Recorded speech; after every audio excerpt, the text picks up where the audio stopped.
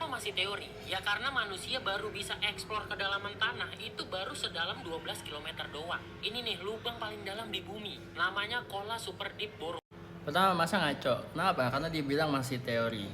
Sedangkan teori di metodologi ilmiah itu berarti sudah dibuktikan atau sudah melalui proses scientific method atau metodologi ilmiah. Kalau kita mau ngomongin teori dalam kehidupan sehari-hari ya, kita ngomongnya hipotesis. Berarti teorinya masih belum dibuktikan, hipotesis, teori yang masih di bawah.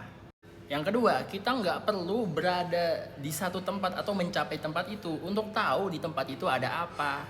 Nah, contohnya radar. Kita bisa tahu ada pesawat mendekati kita tanpa perlu melihat pesawat tersebut dengan menggunakan instrumen radio detecting and ranging radar. Nah, contoh lainnya, ketika kita berada di dalam kapal selam, kita bisa mengavoid tabrakan dengan kapal selam lain atau tabrakan dengan karang dengan menggunakan teknologi sonar, sound navigation and ranging, tanpa perlu melihat langsung, ya kan? Nah, sekarang yang jadi pertanyaan, gimana caranya kita bisa tahu interior di dalam bumi atau apa yang ada di dalam bumi atau inti bumi tanpa perlu kita harus ke sana? Jawabannya adalah dengan menggunakan gempa, guys. Jadi, ketika gempa terjadi, ilmuwan itu nggak hanya merekam aktivitas gempa tersebut, tapi juga memanfaatkan gelombang gempa tersebut yang merambat ke seluruh bumi, guys. Ada dua tipe gelombang yang digunakan untuk memetakan interior bumi, yaitu gelombang P, gelombang primer, dan gelombang S atau gelombang secondary.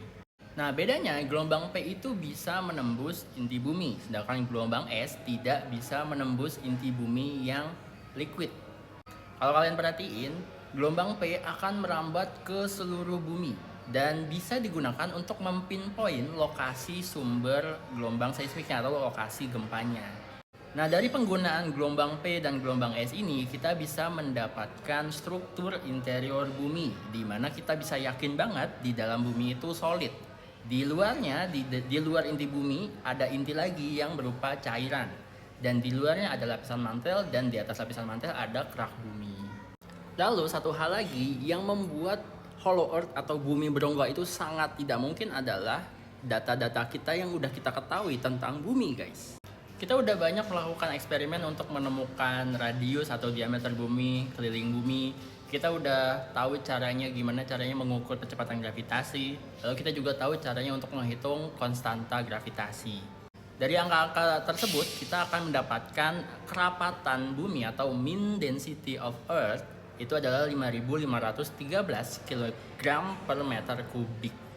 Nah, jika bumi beneran ada rongganya atau hollow, maka berarti kerapatan bumi akan tetap segini kan.